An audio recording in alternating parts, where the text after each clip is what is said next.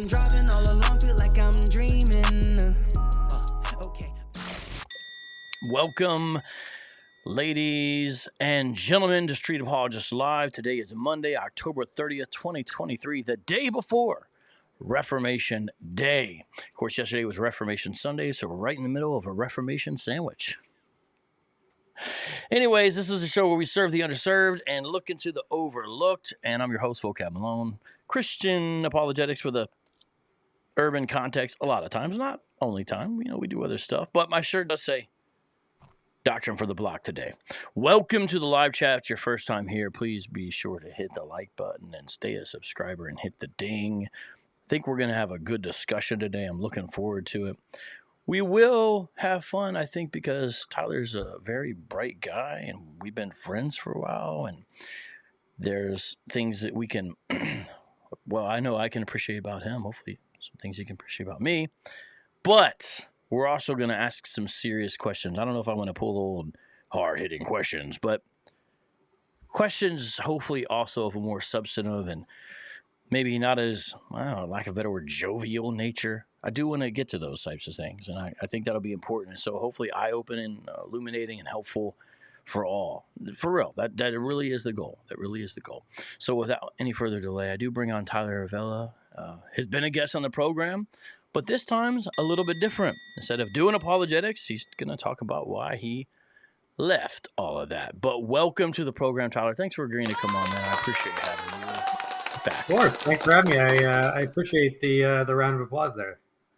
Well, yeah, you're a guest. You're a guest, of course. How many shows, programs have you done since you walked away from everything? Any kind of number, idea? Where you been?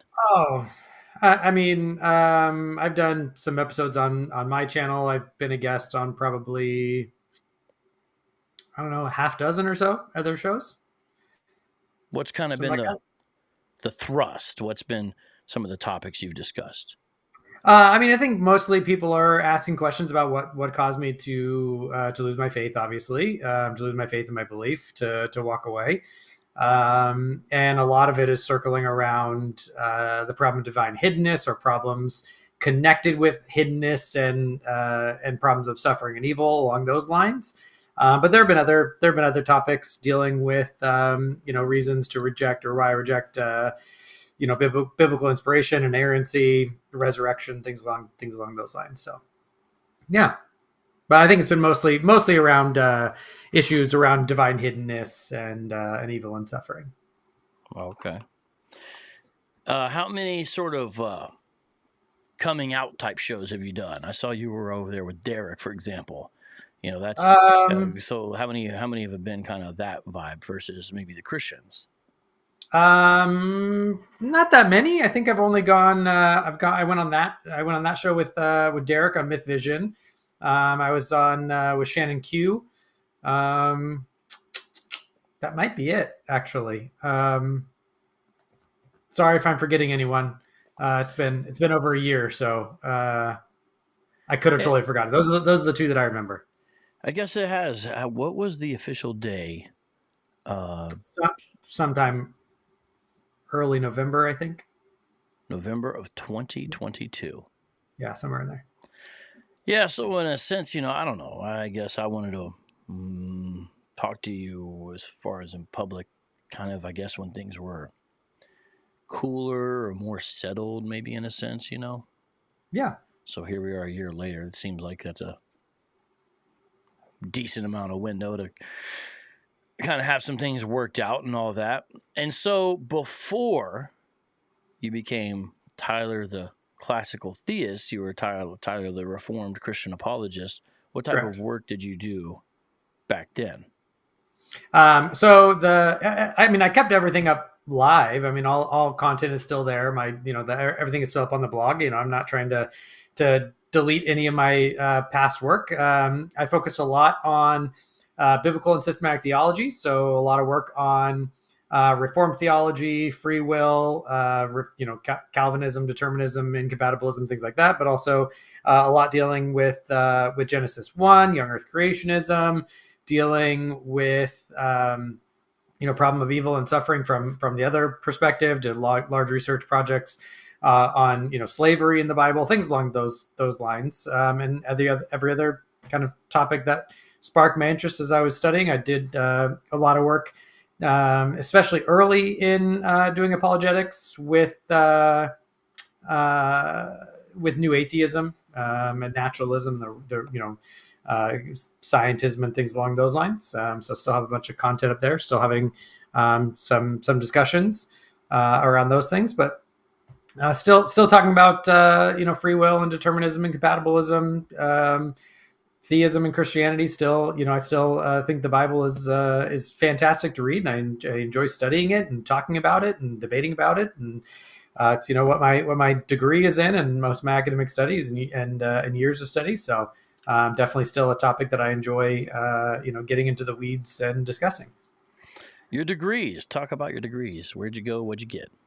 So I only have one degree finished. I have a degree from Moody Bible Institute in biblical studies, and previous to that, I was about a semester away from graduating with a double degree in English and philosophy from a state school out here in California.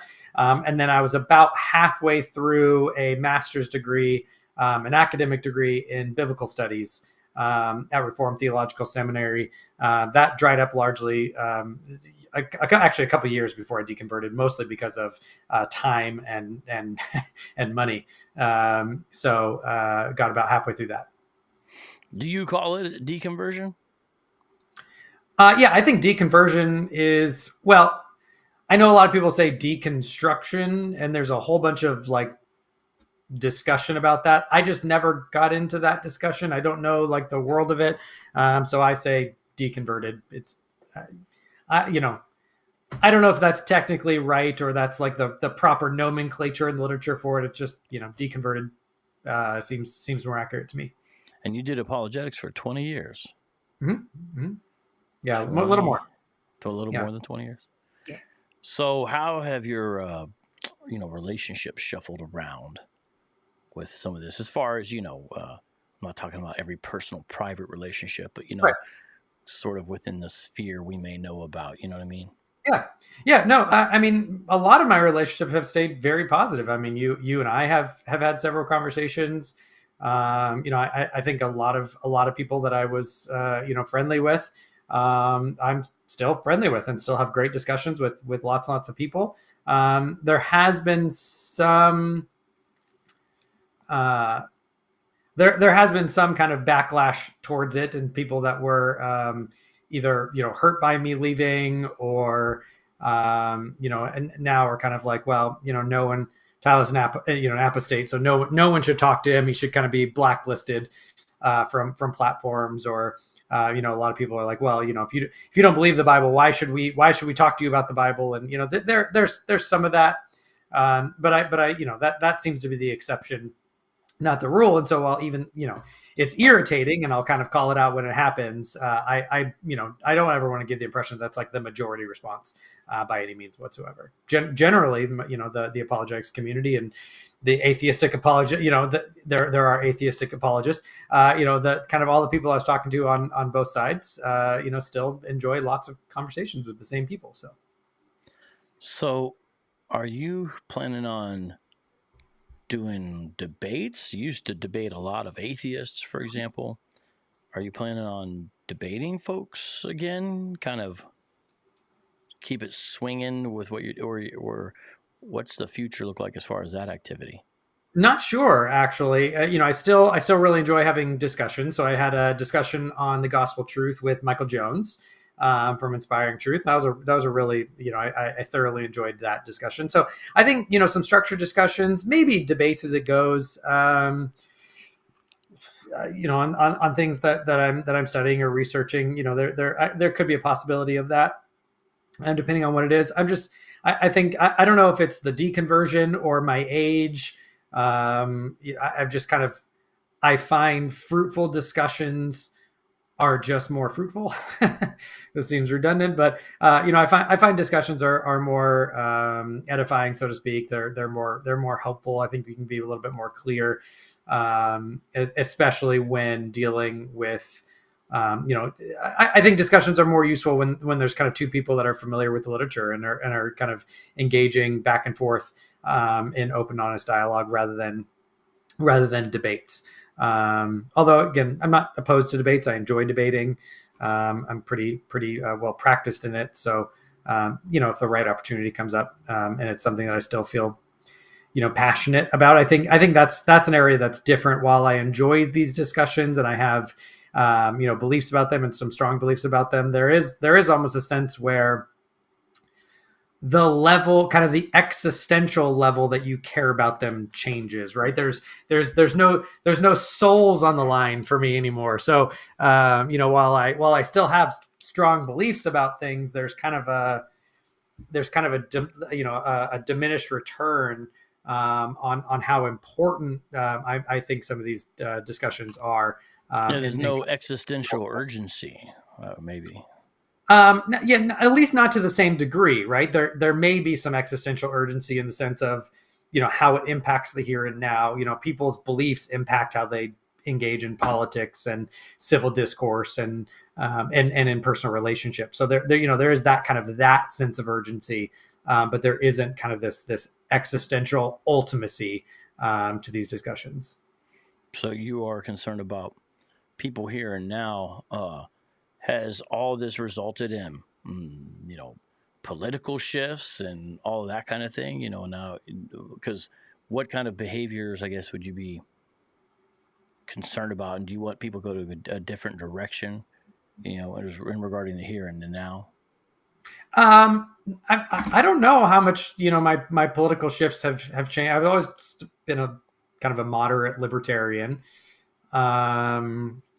So yeah, I'm not sure how much that impacted. I think it's more, especially in discussions about theology in the Bible. I'll give a really good example, right? So I think that provisionism, for example, we talked about this before. I think provisionism just taxonomically, in dealing with theological categories, falls under the rubric of either semi-Pelagianism or Pelagianism. Right. That just is categorically and taxonomically the type of theology it is, just like Reformed theology is Augustinian. Right. So those are valid descriptors. Now, do I care that a provisionist is a Pelagian like I did previously when I was an Orthodox Christian? No, I don't care. Yeah. I guess right? It's like, why would you care if someone was a heretic? Right. I don't care about that. I think that for the sake of discussions, I wish they would be a little bit more upfront and honest about that kind of thing and own it. It would be a little bit more clear for everyone. But I don't, I'm not like, oh, well, they're heretics and leading people astray or anything, like, just, it doesn't have that same oomph behind it, even though I still might go toe to toe with a provisionist and be like, guys, you just are semi-Pelagianism. Just argue that semi-Pelagianism shouldn't be a heresy within your guys' traditions and go that route. But, at least own it. Because when you don't, you look either ignorant or dishonest. So do you think, because you said the way people are in the here and now, do you think that much matters? Like provisionists want to argue how provisionists want to argue. Mm-hmm. So what? Why is it? What's the rub, right? Why would that matter? Well, I think it matters because, truth matters, right? So, and that truth doesn't have to be, right? I don't have to think like the biblical, redemptive narrative is true to think that we can say and debate all types of true things about the Bible, right? So, I think there are still very interesting discussions and debates to be had about what did Paul mean in certain books, or, what is the biblical theology of this? Now, granted, some of that changes, right? So I'm going to be far more comfortable with not harmonizing passages because I don't need there to be this kind of comprehensive harmony where there's no contradictions. I can come to a passage and say, oh, well, the author of Luke meant this and the author of Matthew meant this, and I don't have to harmonize them, right? I can appreciate those things in their independence, and I can say, okay, well, one of the reasons why there's all these debates is because for someone who doesn't believe it like me, I can say, well, there isn't a biblical theology of salvation, for example. right? I can say, oh, okay, there's a Pauline concept of salvation. There's a psalmist concept of salvation, right? I can go through those types of things. But I can Well, I also mean, well, hold on. I mean, how, wouldn't like, you a say that reform. don't you think biblical theologians do something very similar to what you just said? People So yeah, that do have faith, I'm saying what you just said. I mean, I'm like, yeah, that's biblical theology. Some of what you just said, obviously not correct. embracing Yeah. contradictions unless a certain type of biblical theologian. But that's, I mean, I hear what you're saying, but that's really not that. I mean, there's Christians who Well, do this, right? well, the difference is like so they are going to have Christians that are going to be like, okay, well, there's a Johannine theology of the world, for Yeah, like, example, I right? mean, that's really the movement, I Right? think. And when you look Yeah. at New Testament studies, when you look at the seminaries, when you look at what people are on and having a more holistic picture, and I mean, that's kind of where things are, I think, by and large, wouldn't you say? Maybe. I mean, there is a lot of tension between what's so-called biblical theology and what that means, right? So on the one, like, very technical side, you could say biblical theology deals with the specific biblical authors, like, on their individual level, right? So you can have like a Matthean theology of the kingdom, right? Yeah, I mean, the Silver Books, Yeah. edited by D.A. Yeah. Carson. That's what Yeah, they're all studies in about. biblical theology, right? So you're seeing a theme within a certain book, or in the broader kind of canonical sense. Isaiah's The vision of the kingdom, Mark's Correct. understanding of the gospel. You go, yeah. Yeah, you can But go through all are of you them. just saying that now you're not bound by the constrictions of religion, so you can be more honest with the text, and you think No, that's no, and I don't think someone like D.A. Carson doing a biblical, is he the one that did it on no Greg Beale did on a theology of idolatry, right? We become what we worship, right? That's in that little silver section, right? So I don't think he's being dishonest, right? It's not that I'm being more honest and he's being dishonest, right? It's that there's all, and this isn't, I'm not saying they're right or wrong, right? There is this sense where if someone holds to something like inspiration and inerrancy, they not only need to do a biblical theology of the kingdom in Matthew, right? That now needs to fit into and plug into a broader kind of lowercase b biblical theology of the kingdom, right? So you have to have this broader concept that kind of ties from Genesis to Revelation, this entire thing. Whereas someone like myself now, or critical scholarship, or if you go kind of down that route, we're just going to say, oh well, there doesn't have to be this kind of unified theology from Genesis to Revelation, right? It's fine if there's differences. You understand it kind of at this time period. This was in Daniel, there's this theology, and later there's this. We don't have to kind of make them all jive together as in this one, Genesis to Revelation biblical theology. yeah. So you were able to let the tension be, you're saying, because you don't have to pull it together, because you're not holding that it's inerrant, God breathed, or that it's inspired, theanostas, none of that stuff. But Right. you are a classical theist, you call yourself, right? Mm-hmm. Yep, still a classical theist. Define for the audience classical theism that you hold to, not just in vague, your kind of specific understanding, please. Yeah, so I think classical theism, kind of the god of the philosophers, right, is this idea that there is, a necessary being who, who has all the omni attributes, omnipotent, omniscient, omnipresent. Is ase, that comes from him being necessary, is transcendent, right? It is simple in nature, right? So all these kind of concepts about God, but it's not necessarily so. This is where a lot of classical theists are going to say, oh well, classical theism is also historically Trinitarian. Is historically, kind of this religious concept. And I'm just going to say, oh, well, philosophers and theistic philosophers for quite some time have kind of, had no need of those aspects of it to fully embrace a kind of classical theism. Is it Christian classical theism? No, because I don't affirm the Trinity by any means. So, it's not Christian classical theism, but it is a classical theism nonetheless. So your God, In the sense of I don't affirm something like process theology or non-classical theism, where I'm going to say where I'm going to have to affirm that God is in time, is bound by time, is affected by things within creation, anything like that. So your God did create the universe. I have no idea. I think that God, as the necessary backdrop for things, what that looks like, I have no idea. Can I ask you a question in a non-philosophical way? What Yeah, good is your God? I have no idea. But you said he was necessary, unless I Yeah. misunderstood you. So if you mean it in kind of a philosophical sense, right? I think the good is that true things matter, and if it is the case that there is a being that is the ground of all things, that is a good thing to believe and to know, because true things matter. If you ask what good is it in the sense of like a religious significance, does it lead to eternal life? Is there some type of moral prescriptions that come from there? Well, no. I'm a non-religious theist, right? So I don't know what to do with questions like that, and I'm somewhat okay with not knowing.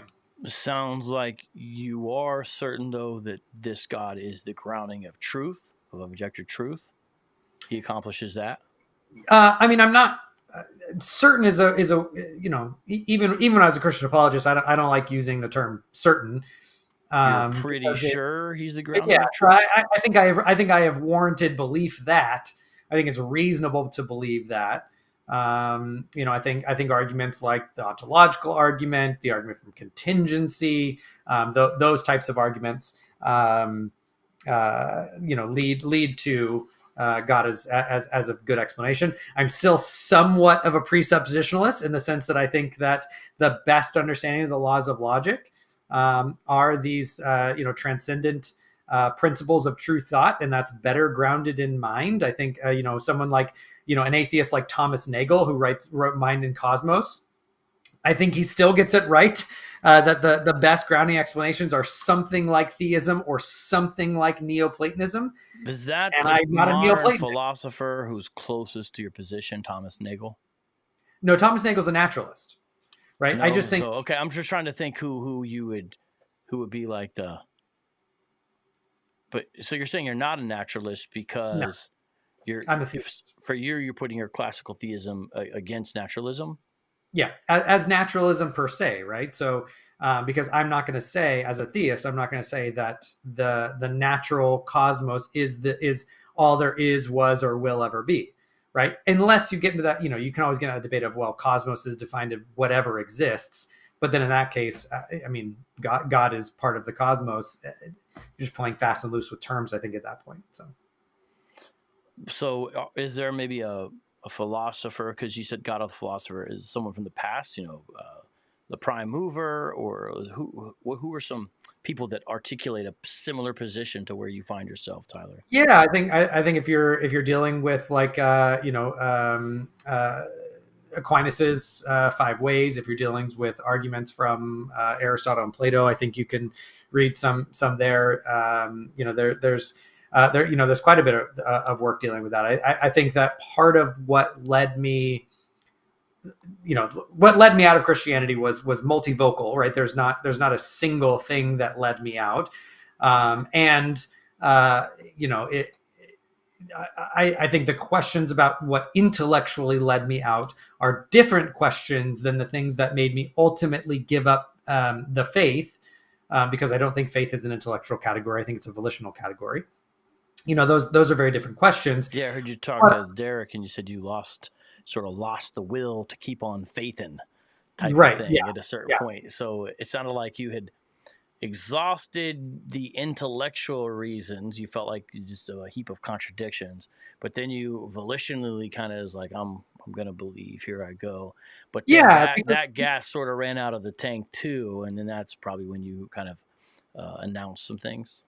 Yeah. I think there was a lot of kind of intellectual decay, where issues dealing with the Trinity, with the hypostatic union, issues dealing with Some of the issues dealing with the Old Testament, but a lot of things in the New Testament, again, around Christology and the Trinity, and different issues dealing with soteriology and salvation became issues. But at the end of the day, I've been doing this long enough to know there's dark nights of the soul, and so I ran kind of a Pascalian.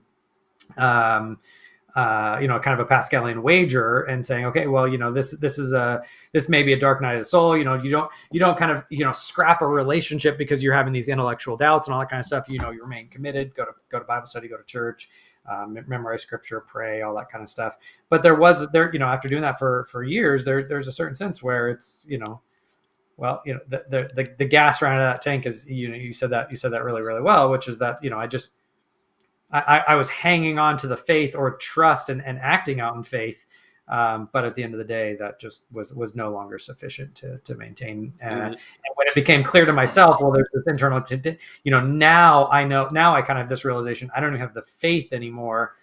Now at that point, I don't think I was being dishonest in maintaining the profession of faith by faith, even though I had intellectual doubts through the faith. Once the faith was gone, that's when I was like, okay, I can no longer be honest and say I'm a Christian anymore, because now by volition, I'm not even that anymore. Do you still wish sometimes, Tyler, that you still had the faith? I don't know if I don't know, to be honest. I'm okay with it. Like, I'm not opposed in principle to Christianity being true, right? I mean, I think that it isn't. But if someone could, overcome the objections, could, demonstrate the truth, whatever it is, if God, came out of hiding, I would be perfectly happy to go back into the fold, right? I don't have this kind of animosity towards the church or to Christianity. I actually have Christians who will still reach out to me, and they'll, ask me, for sources or how I would handle certain things. And I have no, I'm not trying to pull anybody else away from the faith. There have been lots of times where I'm like, hey, like, go study this, go read this. This is a really good pastor on it. Here's some really good sermons on it. Like, go nuts. Not trying to pull anyone away by any means. But I'm at the point where I'd be very surprised if it was true. So I don't have like a longing for it. So you said if God came out of hiding, I'm not saying I necessarily agree with the antecedent statement there, but using that, you don't think God came out of hiding via the person of Jesus? No. What did Jesus do, if he did anything? What do you mean? What do I think? Was he a failed prophet of an invented religion, essentially? Yeah, I think he was a failed apocalyptic preacher. Yeah. Would you say that Bart Ehrman's position is pretty close to yours regarding that? I mean, have you read his book? I've read Ehrman's book. Yeah, I mean, not exactly, but close. I mean, I think there clearly was a historical Jesus. I think the Gospels probably represent a lot of what he taught, a lot of what his disciples, taught and believed. And at the end of the day, he ran afoul of some authorities and got himself killed, and the movement changed and altered and found a way to survive. And here we are today. I don't, I'm not. It's funny. Some people will be, they're so used to debating people who leave religion and go from like Christianity to like hard anti-theist or like anti-Christian. And they'll talk to me, that way. And they're like, oh, well, here's these undesigned coincidences. And so therefore Jesus was historical and the Bible says true things. And I'm like, yeah, I didn't disagree with you on that. Like I'm not a mythicist, right? I'm not an anti-theist. I'm not even really anti-religion, except insofar as I think there are some, harmful aspects to it. But I always thought there were harmful aspects to the religion on one level. So you're saying you always thought there were harmful aspects to, let's say, true organized religion. Yeah. Well, I mean, organized religion. So that would include help me out. That would include Salafi Islam as well as Reformed Christianity. Yeah, so there were I mean, and this came from, I wasn't raised in the church, right? And so it's more of a critique of organized religion as a subculture, not necessarily the truth claims of doctrines, so to speak, right? So I mean, unless there are some of those doctrines, right? So even in Reformed Christianity, you could have some, of the Reconstructionist movement, or Christian nationalism or kinism, or some of those types of things that are not necessarily like Reformed theology proper or anything like that, but they're kind of part of the warp and woof of the institutionalized subculture that leads to harm, right? I don't mean that as a critique of Reformed theology, for example, right? So even when I was a Christian, I was like, well, organized religion, there are kind of these subcultural things that can and do cause harm to people, and they should be addressed. I think there are whole Christian ministries that try to address those things within the subculture itself. So, do you think the mainstream culture is better or morally superior to the Christian subculture? I'm not sure I know how to answer that question, because I don't think that those are like individual things. I don't know what it means. There isn't a thing that is Christian subculture. There isn't a thing that is secular subculture. I mean, right? but you spoke about Reformed subculture, right? So like there must be a thing then. Well, there's not like a unified thing. There's not like a singular thing. There's like this Reformed subculture, but that's a bunch of different outlets and a bunch of different groups and a bunch of different people. So I guess I'm just trying to get at what's better, because it seems like you're saying that's problematic or less than ideal, and can cause harm to people. But there's something better then, right? Is it mainstream culture or a variety of mainstream culture? For example, is it? I don't know. I don't know what mainstream culture is. Right.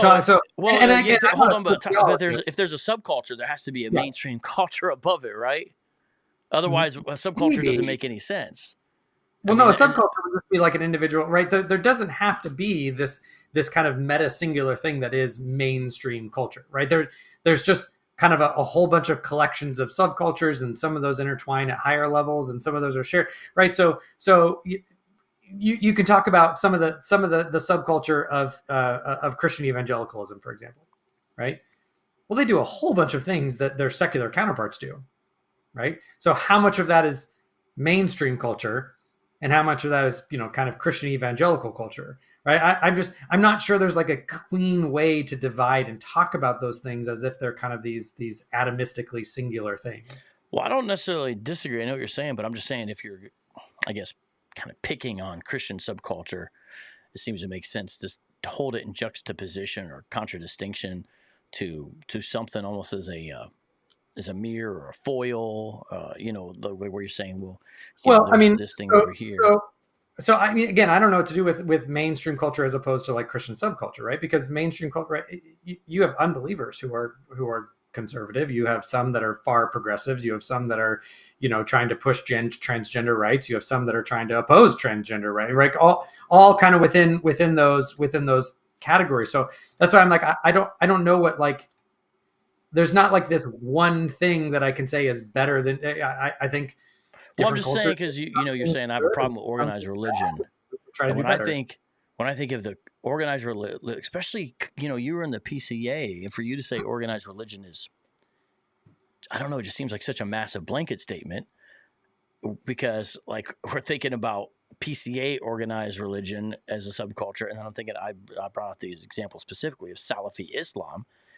It seems clearly that those things should be, I don't think, grouped together as this is all just organized religion, as opposed to organized non-religion, disorganized religion. Like what's the other thing you're kind of looking at, or is it just? Yeah.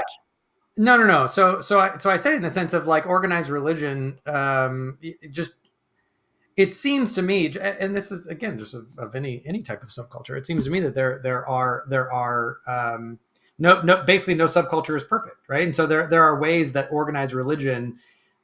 Okay, I agree with that, but Tyler, one thing, but just generally the way that it structures is going to have judge. You just said no subculture is perfect. I would agree, right? Because it's made up of people, right? But how would you judge whether it's perfect? Like I gotta ask, by what standard would you be judging it? And I seriously mean that, because I'm trying to understand.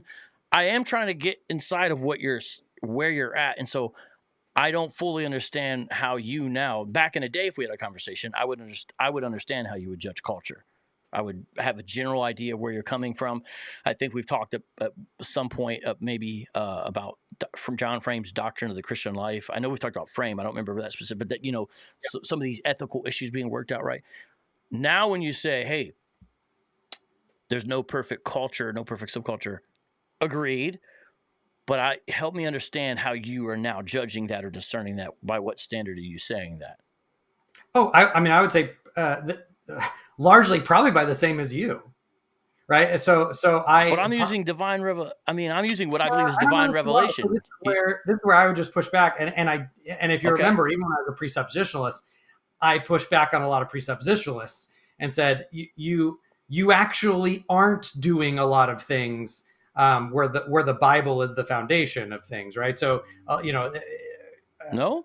So yeah, so I would push back and say we're probably evaluating things largely from the same viewpoint, which is that we are applying reason and rationality and what we think is good for humanity, good for love and for children and for freedom and for understanding. Right?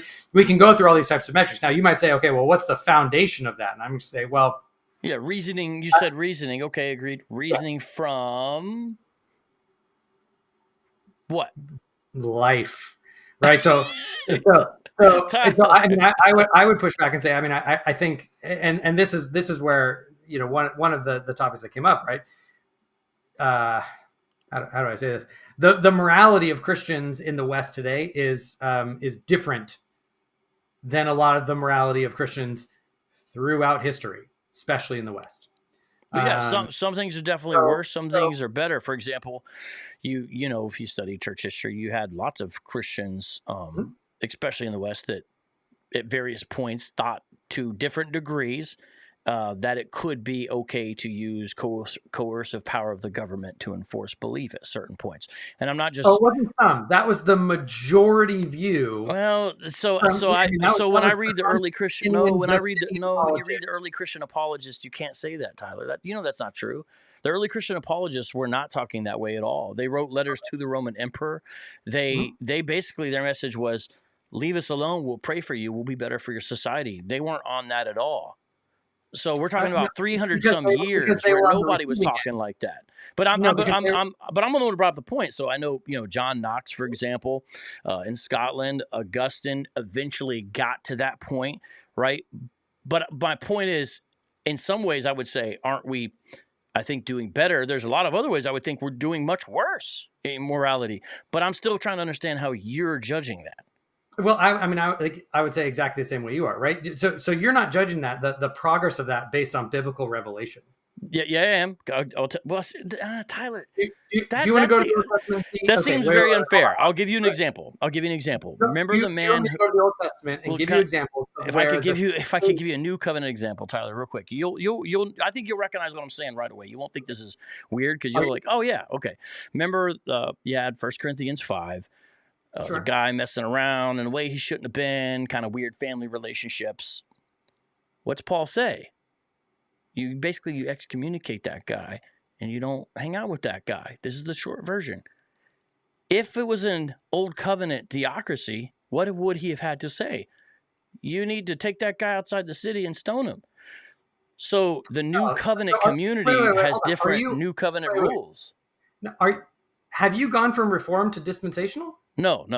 The continuity. But hold on, Tyler. What I'm saying is that you understand the situation in 1 Corinthians 5, right? Sure. What does Paul say about what should be done with that man? Okay, let me ask you. Well, hold on. I really do want you to answer. This shouldn't be contentious. I feel like this is an easy point for us to agree on. What did he say? Right? Correct. So let me ask you. Okay, so that's an example of how I would be drawing from that principle about how I would look at culture and society. Okay. You see what I'm saying? Let's say he's guilty of child molestation. What do you do with him? What do you do with that man? Well, the church community is still not supposed to take matters into their own hands. That's where you would apply Romans 13, for example. Okay, but that's not what I asked you. Yes, it is what you asked me. No, what you do? I told you what you shouldn't do, and then I literally told you what you should do, meaning you turn them into the authorities if it wasn't clear about what I said in Romans 13. Okay. He commits. But notice how I'm judging, Tyler. I'm judging What from do you do with that? Scripture. But you're not. Okay, then why did I bring up 1 First Corinthians 5 and Romans 13, Tyler? Where does Scripture say what you do with the person who commits child molestation? The Scripture does not tell you what to do with everybody in every situation. It seems like you definitely should know that, but it does. You do have what's called general parity. You have principles. Okay. But see, let's say you disagree with the way I'm working it out. But notice I'm going to scriptural principles to say, here's how we apply it. And Christians can then disagree, but we have the same foundation. So I moderated a debate between Joel McDermott and, God bless his soul, J.D. Hall. And it was about essentially theonomy, non-theonomy. And even though I like Joel better, I agree with J.D. Hall's basic position. That's an example, so we can work that out. But I'm clear on their standard. I am not clear on your standard. That's all I'm saying. That's not even me trying to be offensive or picky. It seems like you should say, here's how I'm judging these cultures because I told you this one wasn't perfect, and I told you this, but I'm still not understanding. You're just saying you use reason based upon life experience. That's what we got. Reason based on wisdom. I mean, what's interesting is, well, first of all, I'm just going to push back and say that what you said about the church and the interfact, you should be a dispensationalist. That's just what that was. Well, right? So was Paul a dispensationalist? No, right? Okay, but how did I not repeat Paul in both times? I would disagree with your reading. But that's just an invective. Tell me why I should be a dispensationalist for quoting Paul there. Okay. Okay. This is not going to be a productive conversation if you do the thing of, well, I just stated Paul, because you didn't. You added your interpretive grid to it, and then you drew an implication from it. Okay, so you're going to do that. No, hold on. Did I not say you draw from the scriptural principle? I literally said that again. Okay. But notice this is all you asking me this, even though you know my standard that I would be attempting to use. I'll put it that way. I'll put it very humbly. But this is. But I don't know your standard. That's the thing. This is what I'm trying to get across to you. Okay, but let's just go down the list. I know that we are created in God's image because of Genesis 1, right? Imago Dei. I know that. I know that we're created male and female because of Genesis 1. The culture, the larger culture, is clearly in confusion about that. I know that parents have the primary right and role responsibility for raising their children, not the state or something else. I know that the Ten Commandments tells you, and so the Israelite law there's a whole bunch of wait. So the Israelite law tells you that. For example, children should honor your father and mother. Yes, but notice the establishment law for the Commonwealth of Israel, the nation of Israel, the nation forming law is the basis by which you know that moral truth. Yeah, the commandment. Well, no, hold on, you just asked me a question. The commandment I gave you an example is of parents and child relationship. I gave that specifically, for example, in relationship to what we have right now in our schools and whatnot in America, because we're talking about mainstream culture versus other things, right? So you have children honor your father and mother, right? That's what it is. Tyler. I've been asking you questions and listening to your answers. I feel like the second I start answering your questions, you're interrupting me. We've never had a conversation like this. Why are you doing this? What? Okay. Let me please speak on my own show when I answer your question. My goodness. You're literally just undercutting while I'm speaking. You're talking and I'm not talking that long. I'm not going on and on. Why is it difficult to let me just say it? You have not let me answer a single question. Live chat. Have I let Tyler answer a single question?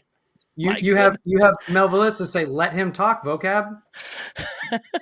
You have people telling you, let him talk. Yes. Okay. So, Tyler, I've been trying to ask you the standard you're using to judge these things. That seems very important. Instead, you wanted to tell me I'm not using the scripture.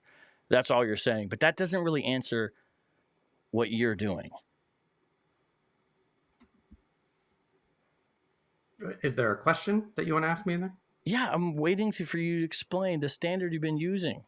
I told you the answer. You didn't like it. You're saying the answer is you use reason and logic based upon your life experience. Yep. That's how most people across most cultures do it. That's how, and I'm going to push back and say that's how you do it. You use the biblical, the biblical literature as data that fills in there, but it's not that you have some, divine standard that tells you how to run your moral system. You draw inferences, you use reason, application. That's what wisdom is in the Bible, by the way, is that you should draw out your own inferences and you should work from things. It doesn't give you all your single principles. You have to work in ambiguity with reason, rationality, consequences, outcome. You do it all. And I'm one of the things why I was getting frustrated, you're not letting me finish, is because you want to go and say, okay, well, 1 Corinthians, Paul tells you this. And I wanted to ask you follow-up questions, but you don't allow follow-up questions, and then you jump to something else, and then you go. What do you mean I don't allow follow-up? What do you mean I don't allow follow-up questions? What do you mean I don't allow follow-up questions? I was trying to answer your question with a follow-up question to get more information. Okay. And you were like, just answer the question. Just answer the question. I was like, I'm trying to ask you follow-up questions so that I can engage with you reasonably. If you don't want to be able to do that, then that's fine. But then just say that, ask your questions, and we'll move on. Okay, so Tyler, you are saying that you use your reason and logic based upon your life experience, and you're saying that Christians do the exact same thing. Yep. And the Bible does not play a role or a factor. It's not what I said. Okay, I'm asking you. I didn't say you said it. I'm asking you. Tyler, you were being overly defensive. I'm asking you what that is, because what you said is that Christians do a lot of the same things. So when you said you think you're arguing from the Bible, a little condescending, you think you're arguing but you're really not. So how does the Bible play a role in a Christian's moral formation, ethical judgments, and all that in your mind, or does it? Yeah, so this is what I said. The Bible does tell you certain things as mandates. It gives you certain moral prescriptions. It gives you certain data that you're then going to filter into your moral system. You then have to use reason, consequences, wisdom to try to do the best with this life. Now, I disagree with much of the biblical data, right? But I also think that what's interesting is that when you say something like the role of the state in Christianity, right? Because this is where it came up. And I said, look, historically, modern American evangelical Christians do not have the same moral framework as Christians throughout the ages. So it does, you can't just build on the fact and say, oh, well, because I have God's word, therefore I just have this right moral system. And I'm going to say, well, no, because Christians throughout history have had your same biblical data and background, and they did not agree with you. The role of the state is one, right? That was one you brought up. That wasn't even one that I brought up, right? And you can appeal to 1 Corinthians, but then that's why I asked you, when you started appealing to the 10 Commandments and the law for the Commonwealth of Israel, then I'm going to say, okay, so you do think that the Bible gives civil laws as a foundation for part of your moral code because you wanted to distance yourself from that in 1 Corinthians. No, none of a lot of that is pretty inaccurate. That is not what I wanted to do. Okay, what was I inaccurate about? And I specifically said a phrase. I don't think you heard me because I think you were interrupting me. I said new covenant community rules. That's something I specifically said. That's not a strange position that it would be foreign to you or that you've never heard before. And also when I use the phrase, the general equity thereof from the London Baptist Confession, but that kind of idea, you know what I'm talking about. So from the Westminster Confession, but yeah. Well, but I'm referring to the 1689. Okay. That's what I'm referring to. Which is fine. But then again, I'm just going to push back and say, okay, what you think is general equity, right? Your Presbyterian brothers and sisters don't agree with you. Okay, what but general Tyler, equity we is. know this stuff. This is I none of know. this is a surprise or shocker, but this doesn't answer anything about how you make moral judgments. This doesn't help you. This doesn't That's not what I'm trying to. explain. This doesn't explain it. All you're doing is telling Christians things we already know. So when we don't go around saying we have the right moral system, what we're saying is we have the right basis for the information, and then we try to work it out. But all of us, and I just don't understand. You've talked to Christians your whole life. They said, hey, I was wrong here. I'm learning here. I'm trying to understand this better. I haven't got this figured out. These are the kind of conversations we have in real life as believers. I've had these kind of conversations with you. So the way you're representing this is not really accurate. Well, we have this and they're wrong over there. And there's also things we understand that are primary, things that are secondary, things that are tertiary. But you know all this. So you're sort of almost lampooning what Christians think of ethics when they really think about these matters. But none of this answers how you're doing anything. Because let's say you think everyone's wrong or they all disagree with each other. Okay. It's a robust system based upon something that we can point to and talk about and then argue from textually and then reasoning from that.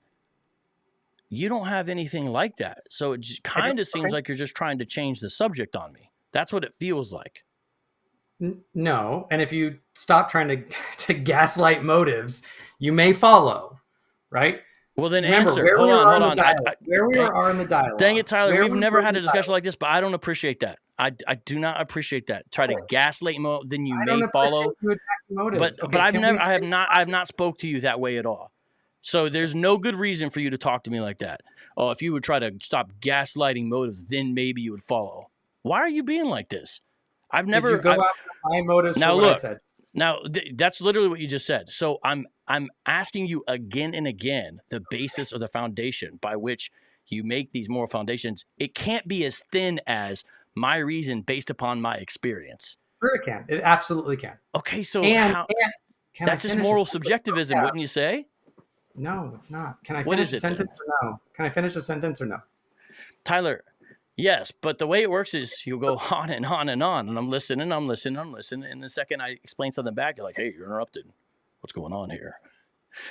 Just allow a little back and forth, please.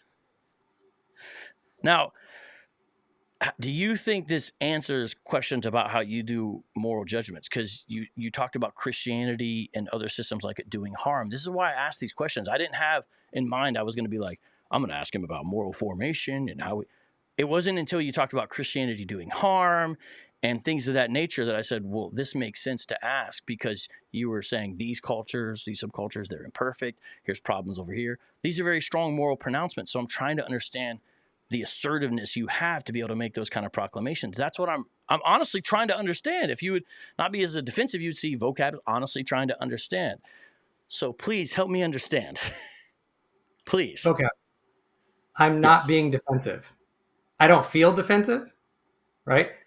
I am annoyed at being interrupted, and I am annoyed at being gaslit, and I am annoyed at your tone on this. But I'm not upset of you. I'm not defensive. Right? Remember, I said what my standard was. And you compared that to Christianity and the Bible as the basis. And I said, okay, but largely we're doing the same thing.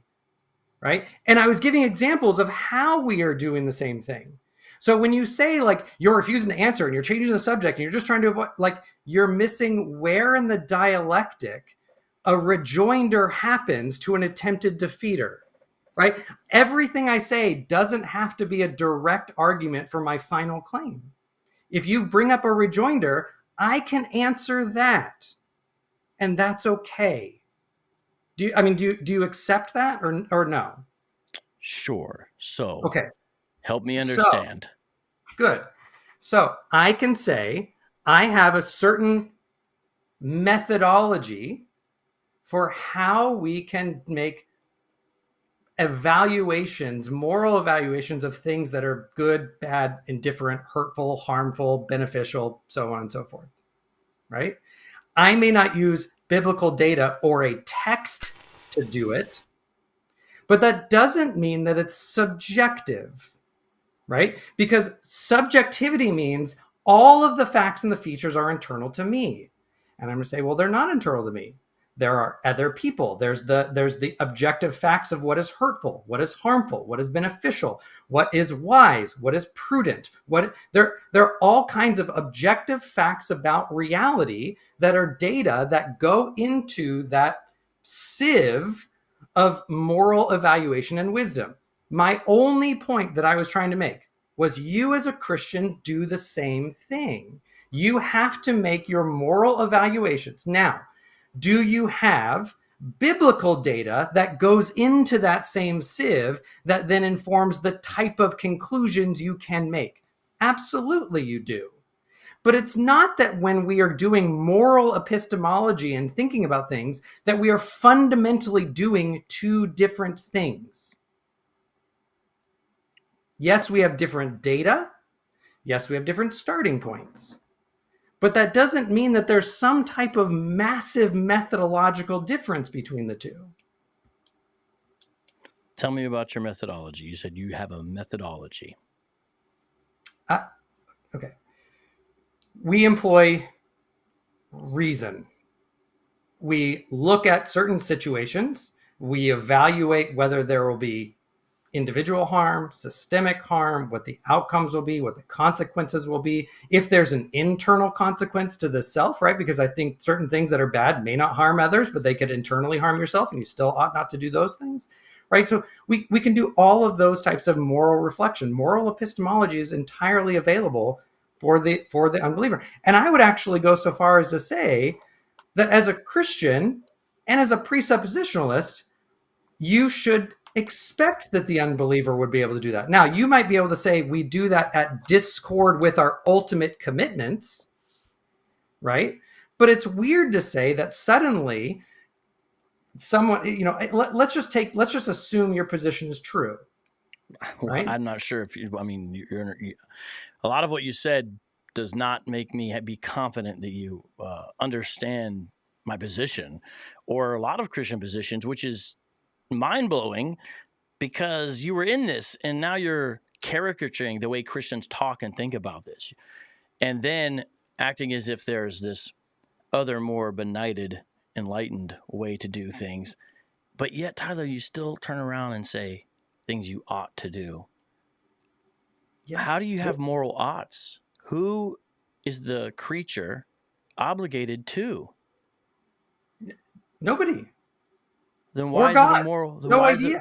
Okay, then why is it a moral ought? Because it's an obligation about how we ought to engage other people. Right. So here's the thing, though. Where did I say? But I'm trying to understand. You're saying you ought to do this when you engage other people, or do you believe there's moral oughts, for example, regarding your thought life, that you should think on certain things and not think on other things? Do you believe that's true?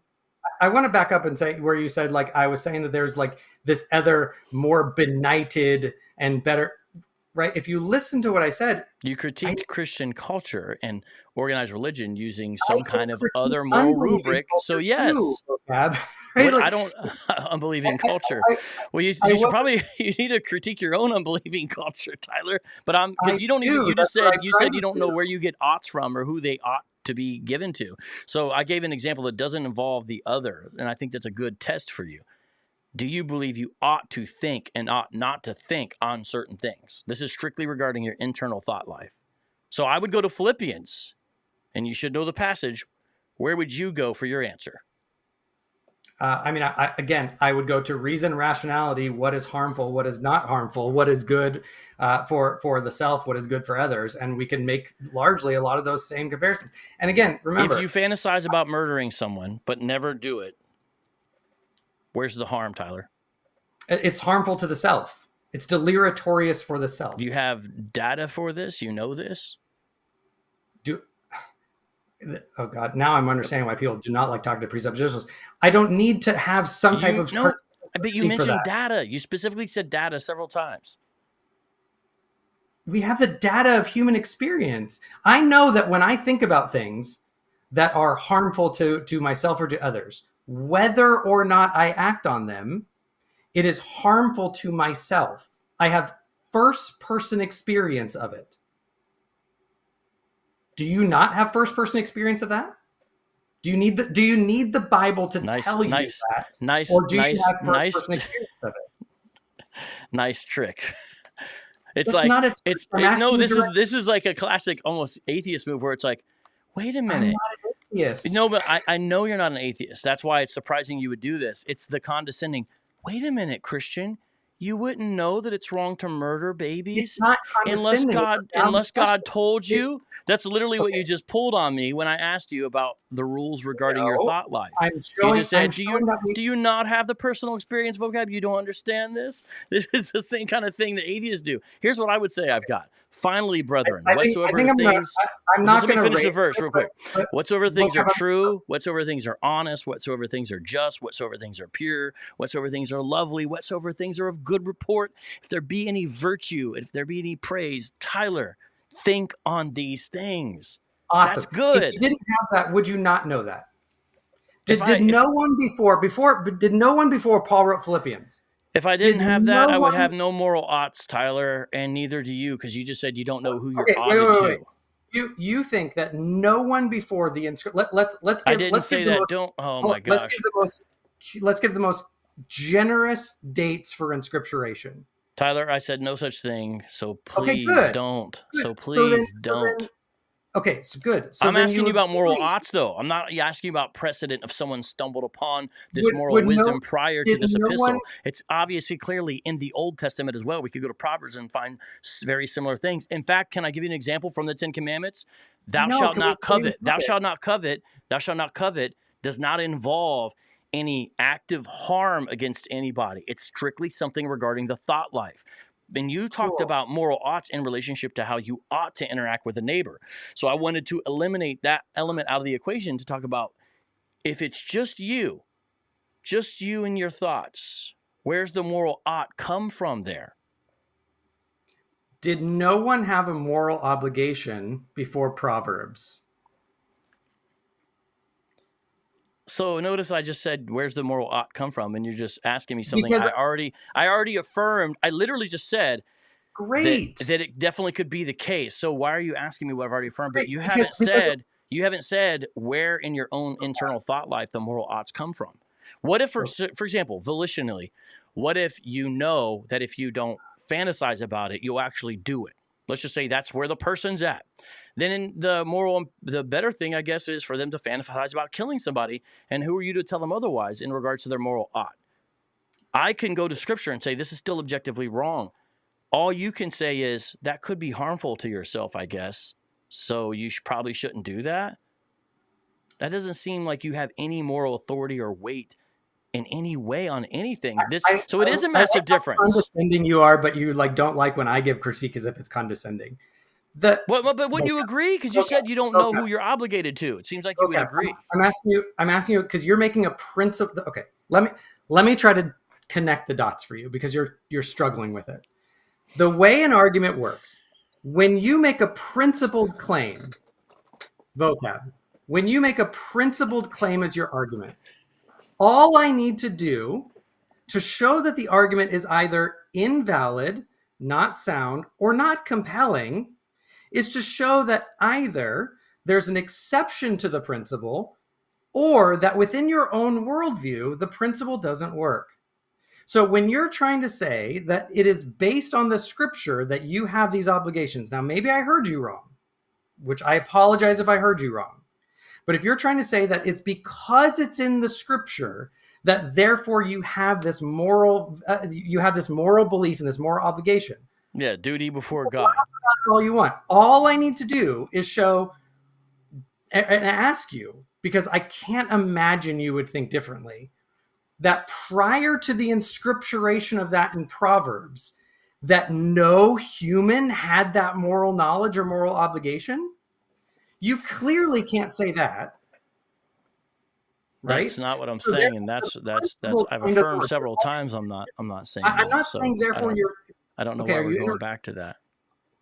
But you keep on saying something I've told you numerous times. That's not what I'm saying, because I know we're creatures made in the image of God, as you know that, right? Fantastic. So then it isn't. So then we agree It is not the Bible that is the basis for your moral obligations and your moral knowledge. You've Well, we just don't said agree, it's based 'cause on you- the that Imago is not- Dei. It's not based on that. The ability to do moral reasoning, but the problem is the bondage of the will. So Okay. it's not a complete picture. There's a, for lack of a better word, a short circuit there. And so Okay, did it's- no one and before not only that, was no not one only- able to do moral reasoning before that? so you said I've been interrupting you. Was I talking a long time just now? Okay, I think I'm going to be done here. You're Okay, how about you're this? wildly Are you condescending, willing? Are you? and you're not You just willing to said have you're a having trouble. Let me connect the dots for you, vocab. Come on, come on, Tyler. But how about this? What if we transition to comments or questions from the audience? Take me out of the picture. I'll just split up what they ask, and you can interact Sure. with them.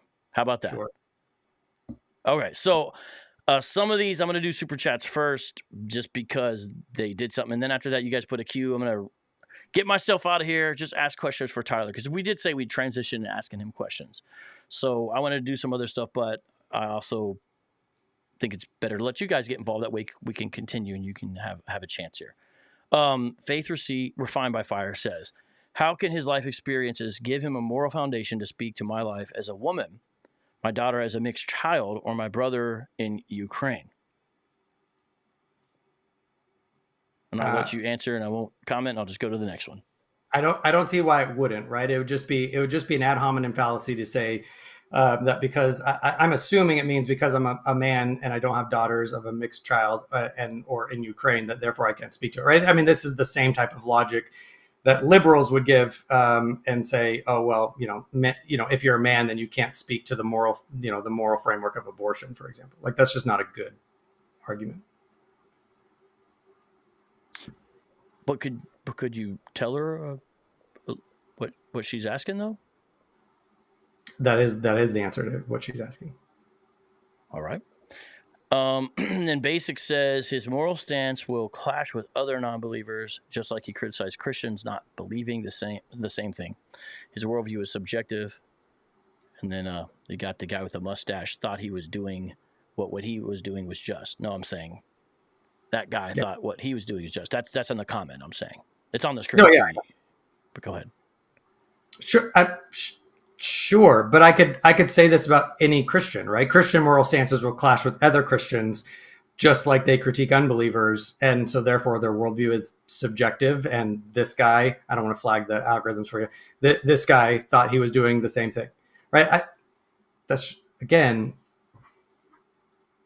how is that a meaningful interaction with a view? Betsy says, Mr. Vela, why should I give up on Christ and follow your worldview? I mean, I don't know that you should, right? I mean, I said earlier, I'm not trying to deconvert Christians. I could entirely be wrong.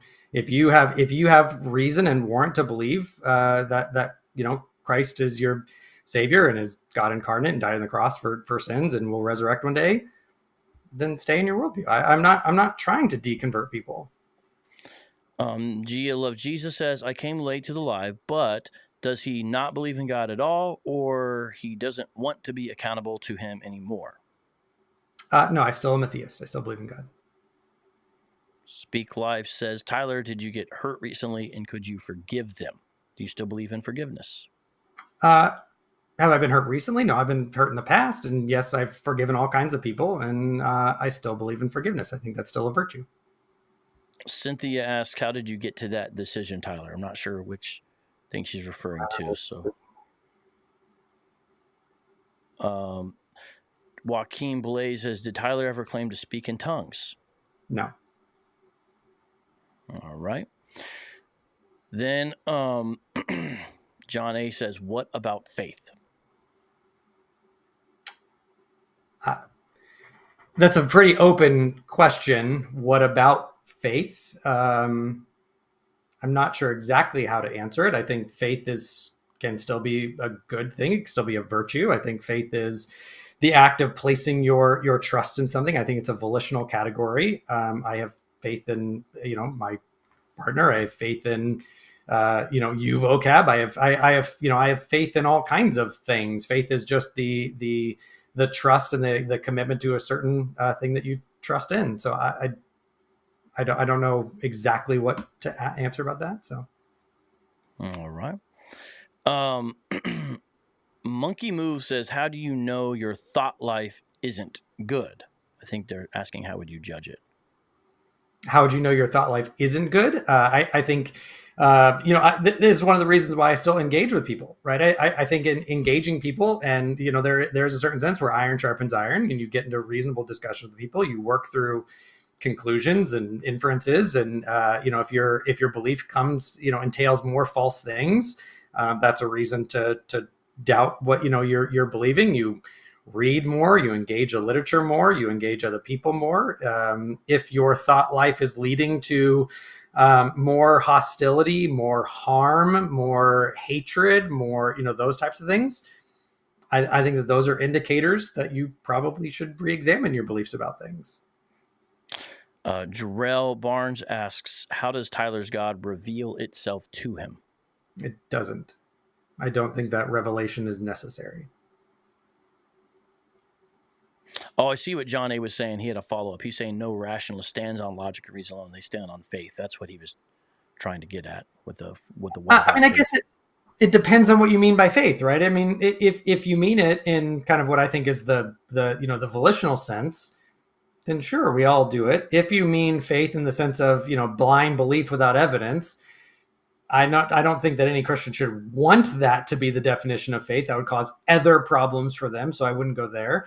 If you mean something like the axioms of the worldview are not themselves demonstrable from within the worldview, as a kind of a kind of Gödel's incompleteness type of view, then sure.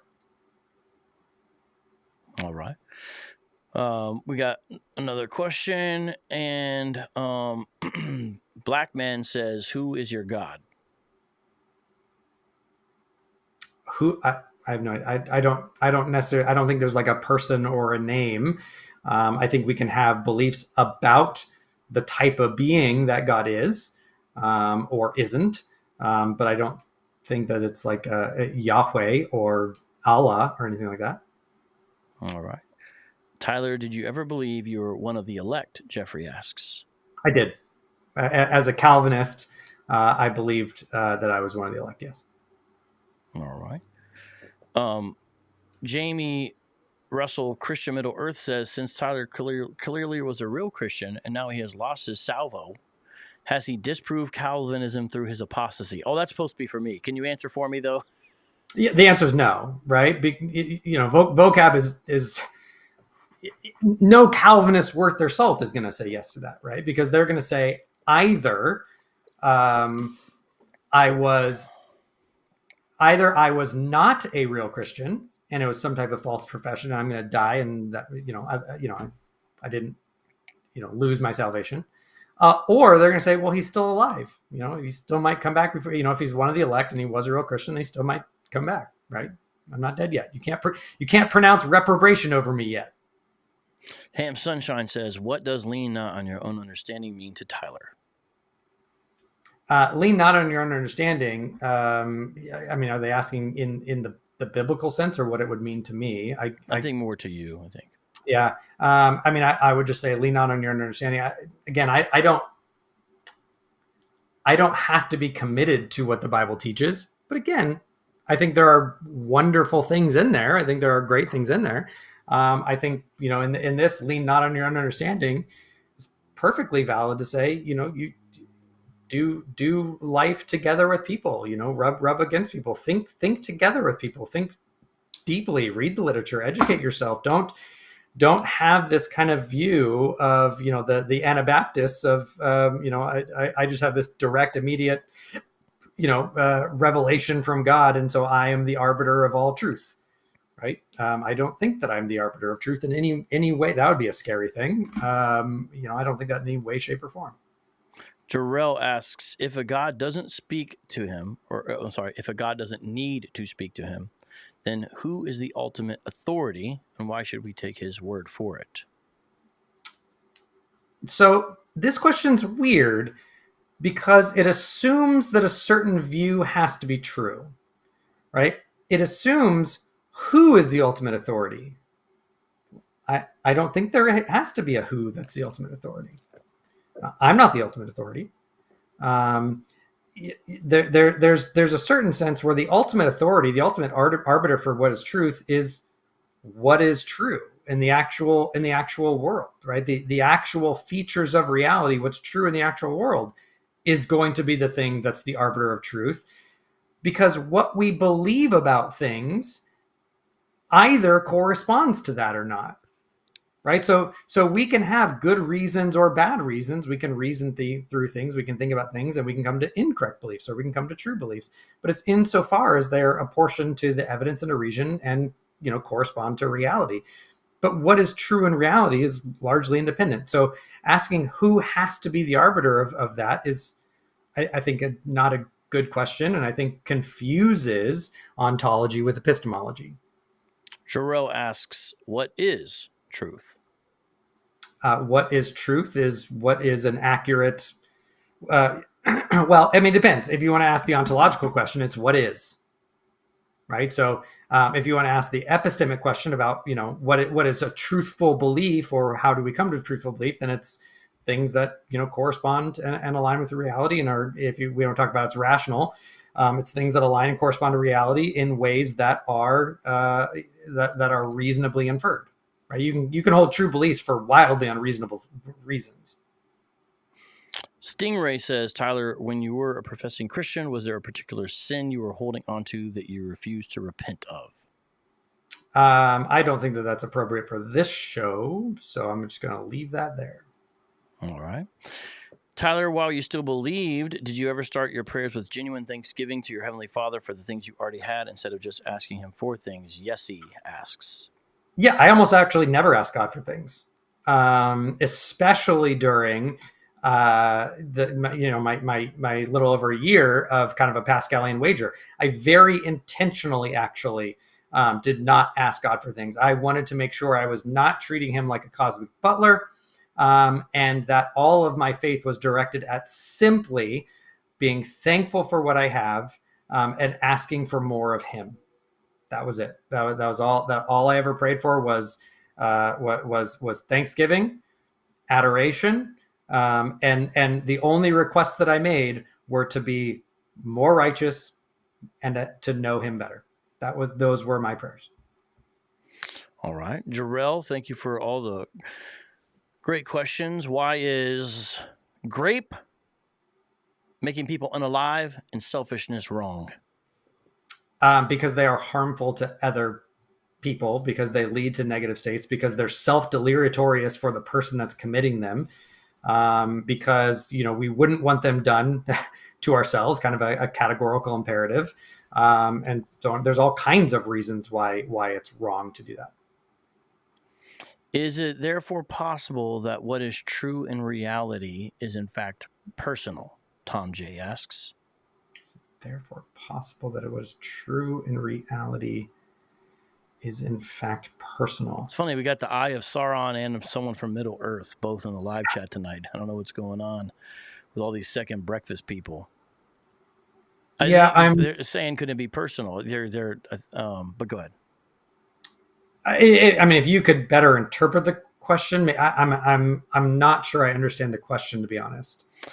Well, it might relate to this. Hold on, let me find. There was an earlier question here that maybe it relates to this. Tyler is a Neoplatonist. His God is not personal or relational, Idol Killer says. I think it might relate to that. Yeah. I'm not a Neoplatonist.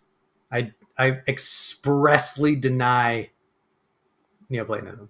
So Idol Killer has been saying this at this point, because I've said it ad nauseum, it's just a lie at this point. So I'm not a Neoplatonist. I expressly deny Neoplatonism. They're saying that because Tyler called the God of the Bible a Hebraic megazeus due to his philosophical presuppositions. Well, no, I still think that the God of open theism is a Hebraic megazeus. Is Idol Killer an open theist? He's an open theist, yeah. Well, we got an interesting impasse here then. Okay, go ahead. Yeah, so I don't think the God of the Bible is a Hebraic megazeus. I think I think there are lots of different views of God expressed in the Bible.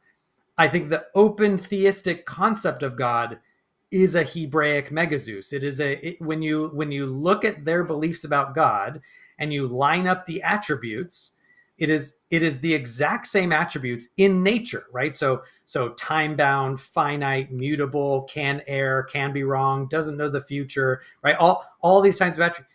It is literally the exact same view of Zeus, just minus the mythological narrative around it, and is omnipotent, right? So I don't know what else to do with that, right? The concept of open theism is a mega Zeus concept. Does Tyler Jarrell asks believe that he's a sinner?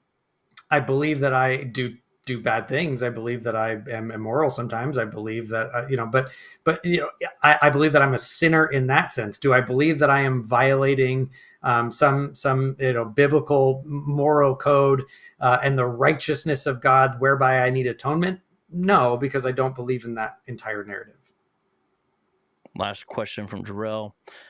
Do you believe, who is Jesus, and do you believe in a final judgment?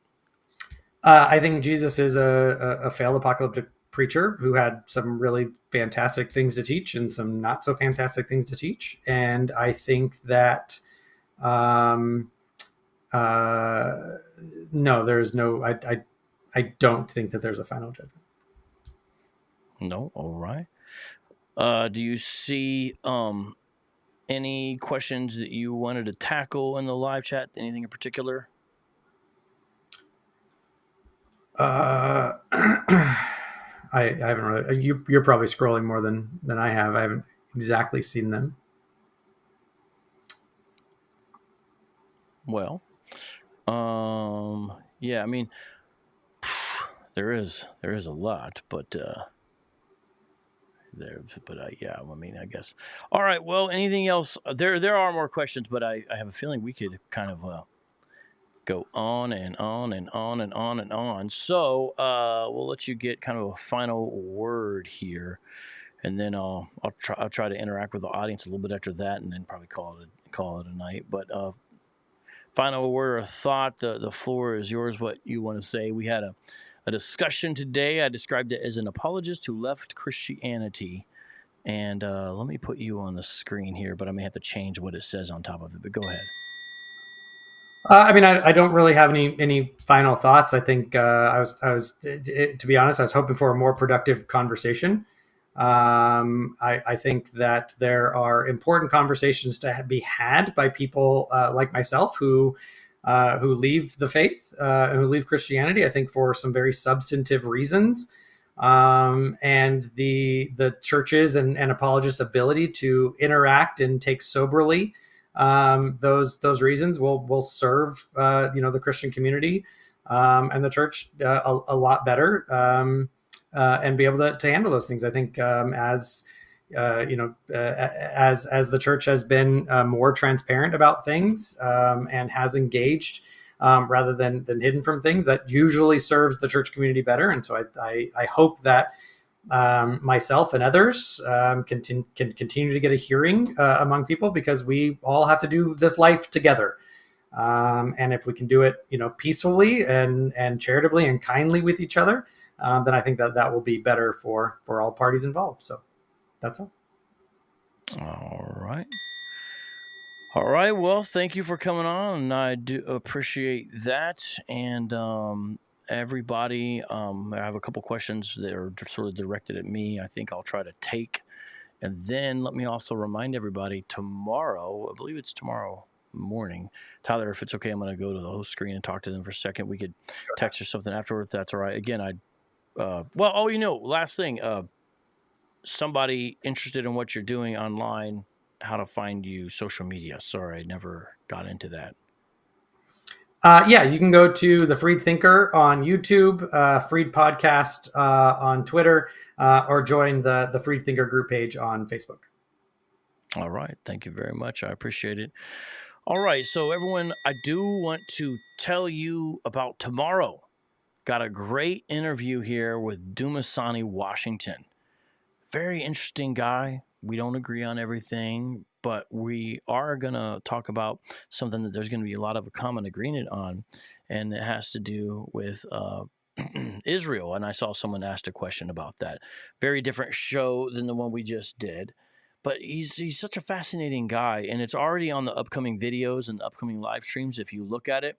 And I encourage you guys to go in there and look. It says The Black Church in Israel with Dumasani Washington. He's the author of a book actually called Zionism and the Black Church. And he is the diversity outreach coordinator for Christians United for Israel, CUFI, and the founder and CEO of the Institute for Black Solidarity with Israel. Very interesting perspective, very just all around unique individual. And I really look forward to our conversation tomorrow. And so that's what we're doing. And I encourage you to come back. I believe it's sort of afternoonish my time and all that. Real quick question to the live chat. Is the D-backs game still over or is still running? Because I need to get off here and try to catch the rest of that. If it is, that's my one question for you. And I saw a couple people had questions for me. I don't know if I'm going to be able to find them again. One of them, David, I saw your question on Facebook, but my goodness, that was a really long question. You got to do better. You got to make it shorter than that. I can't get to all that. That's a lot, man. Yeah, I agree with you, Basic. I agree. The game is still on. What inning are we in here? Monkey Moves. What inning are we in? And hey, there was a lot of good questions that were asked. Some better than others, but that's kind of how it goes, right? But I appreciate the discussion that you guys brought forth with the questions at the end. Helped us kind of turn a corner there. The name, can you be a mod? I've already answered this. You've got to stick around for a while. I got to find out who you really are. You have to fill out an application. Being a mod is a process, and you've got to really be part of the channel life, and you totally can, but it takes a while. So yes, you can be a mod if you show yourself to be a certain kind of person over time. And so just keep on at it, keep on contributing to the conversation, show that you know how to be judicious and fair and all that. And then we could try to get you in there. But right now the answer is no. You gotta do some work, man. Oh, it's the bottom of the ninth. Well, I'm gonna get out of here then. Okay, I really appreciate everyone's comments here, and I'm looking through them. Thank you for the compliments. And I know not everyone was a fan of everything I said or did, and that's okay too. But since it's the bottom of the ninth, I gotta get out of here. I just want to see what's going on. And besides, I try to make the show about an hour and a half, and we're just right about at that time. So you guys have a beautiful day. God bless. Peace out. Much love. Shalom. Talk to you later.